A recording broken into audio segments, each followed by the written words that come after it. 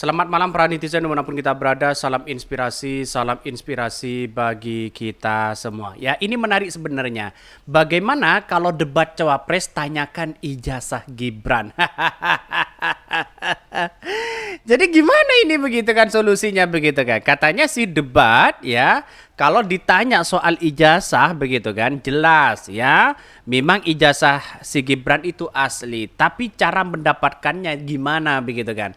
Banyak sekali pro dan kontra begitu kan melihat dengan ya ijazah dapat oleh Bradford Inggris atau cabang Singapura dan Australia dan sebagainya begitu kan. Banyak yang mengatakan wah ini kenapa begitu kan? Kok debat ini seolah-olah tambah seru begitu kan? Kalau ditanya soal ijazah Gibran begitu kan. Sampai hari ini menjadi spekulasi begitu kan. Apalagi Dr. Tifa mengatakan sangat sangat luar biasa kalau ditanya ya soal ijazah Gibran di situ begitu. Tapi pada kenyataan hari ini kalau kita melihat dengan sebuah realitas dan perkembangan politik seolah-olah Gibran ya dalam debat cawapres nanti begitu kan, kita akan tahu ya kualitas dan dan kapasitas sebagai seorang calon wakil presiden. Ya bisa saja pelangak-pelongok sana sini begitu kan ya. Walaupun ya dicap sebagai lulusan luar negeri di situ. Orang banyak yang berspekulasi seperti itu begitu kan. Ini menarik begitu kan. Apakah mampukah ya seorang Gibran bisa ya nandingi seorang Pak Mahfud MD, ya Caimin yang sudah berpengalaman di situ begitu. Tentu ya jangan sampai ada pelangak-pelongok jualan kartu sana sini, jualan kartu sana sini di situ begitu kan. Tapi kita lihat saja bahwa apa yang terjadi selama ini bisa gempar begitu kan ya kalau ditanya ya soal ijazah ya Gibran di situ. Mari kita baca ini. Ya, Bran, ayo Bran, datang Yole ya, jangan absen. Ini kesempatanmu unjuk kecerdasan dari lulusan Bradford University, oke, UK ya, cabang Singapura. Wah, Singapura begitu kan. Debat cawapres tanyakan ijazah Gibran. Sebetulnya yang lebih nggak punya otak mencalonkan bocil ini sudah tahu nggak punya kapasitas, masih didorong maju. Bisnis aja gagal semua, kok malah mau ngurus negara. Negara bukan uji coba katanya begitu kan. Di satu sisi benar juga mereka begitu kan. Ya tenang Prabowo ya, saya sudah ada di sini. Jadi gimana begitu kan ya?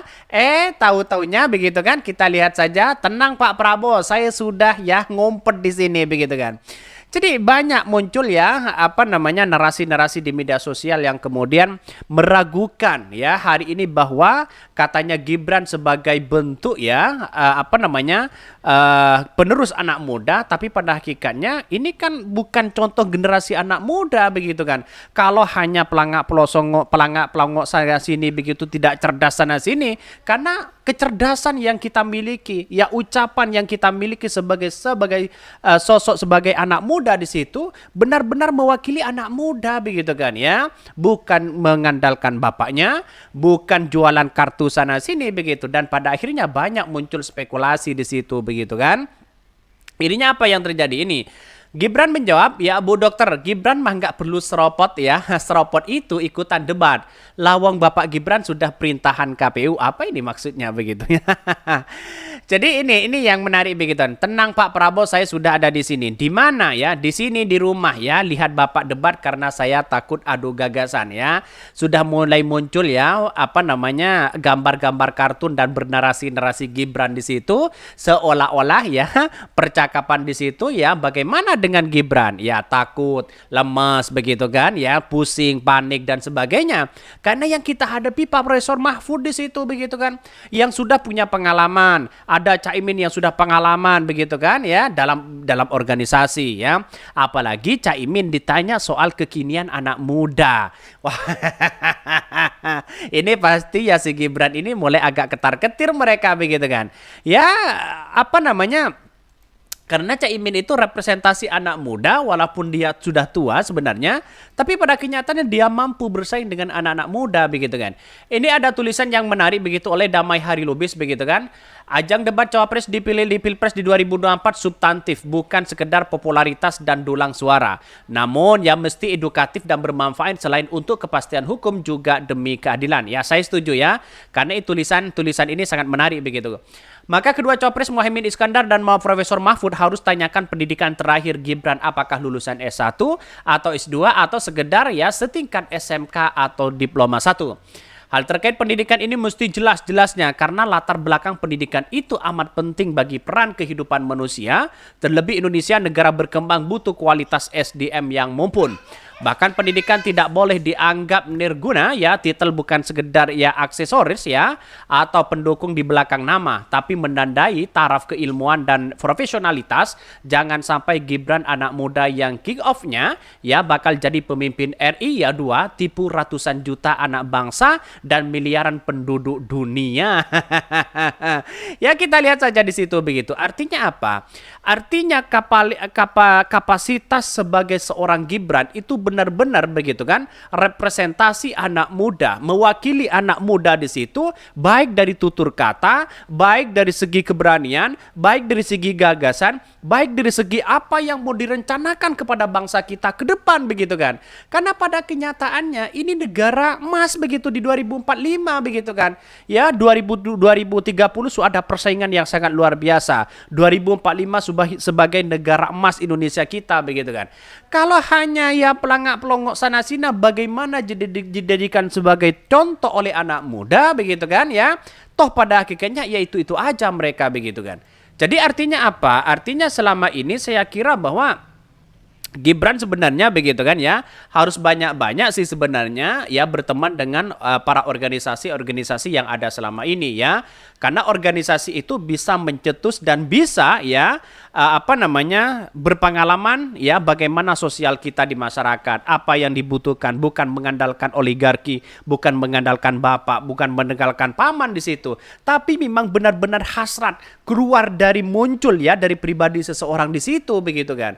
Jadi pada kenyataannya inilah yang kita tunggu oleh masyarakat, apalagi generasi muda, pemilihnya lebih banyak dibandingkan generasi X begitu kan di situ begitu. Kita lihat saja di situ begitu. Bahkan kritikan-kritikan kepada Gibran itu tidak hanya soal itu begitu kan. Seharusnya kalau menurut saya pribadi Gibran itu harus keluar dari zona Pak Jokowi di situ. Mulai dari karakter, mulai dari tutur kata, mulai dari bahasa, ya, mulai dari segi penampilan. Itu harus dirubah, harus keluar, jangan mencerminkan bapaknya biar tidak dicap sebagai orang yang kemudian sama ya dengan bapaknya. Buah ya jatuh tidak jauh dari pohonnya. Kira-kira seperti itu loh pepatah mengatakan begitu kan ya. Hal ini ya pendidikan itu mesti jelas sejelasnya karena latar belakang pendidikan itu amat penting ya bagi peran kehidupan bangsa. Bahkan kehidupan manusia, terlebih Indonesia negara berkembang butuh kualitas SDM yang mumpuni. Pendidikan tidak dianggap ya nirguna, titel ya bukan hanya sekedar asesor di situ. Satu hal yang cukup penting ya. Bahkan ya jangan sampai ya anak dan bapak Gibran dan Jokowi menyita energi ya bangsa dan negara ini hanya terkait ijazah asli atau kelulusan sekolah yang seharusnya bersifat eksyat begitu kan ya. Jadi kalau sudah seperti ini seharusnya tunjukkan kepada bangsa kita, tunjukkan kepada rakyat Indonesia bahwa Gibran itu memang benar-benar begitu kan ya. Dalam karir pendidikan itu sangat penting ya. Dalam karir pendidikan ya rekam jejak itu sangat penting sekali begitu kan. Bukan mengandalkan paman, bukan mengandalkan bapak, bukan mengandalkan keluarga dan sebagainya begitu kan. Toh pada kenyataannya masyarakat dan generasi anak muda hari ini melihat bagaimana pentingnya demokrasi di situ begitu kan ya. Jadi artinya apa? Yang kita sorot itu anak muda. Walaupun ditanya soal dengan ijazah, ya tanyakan di situ begitu kan ya. Soal bagaimana apakah karir ya si Gibran itu benar-benar cabang Singapura atau memang benar-benar dapat dari Inggris dan sebagainya. Ya kalau ditanya mungkin Gibran agak panik di situ begitu kan ya. Jangan-jangan kata Dokter Tifa bagaimana mungkin ya bisa lulus di situ begitu dapat ijazah ya. Toh pada hakikatnya ya kampus yang ada di Inggris ya belum tahu katanya begitu ya. Tapi kita tunjukkan ya Gibran itu harus lepas dari semua karakter Pak Jokowi begitu kan. Mungkin itu yang kami sampaikan, tonton terus channel Hodari Podcast Rakyat ini karena ada berita-berita menarik dan viral setiap harinya. Salam para netizen, salam inspirasi bagi kita semua. Jangan lupa di subscribe di YouTube Hodari Podcast Rakyat ini.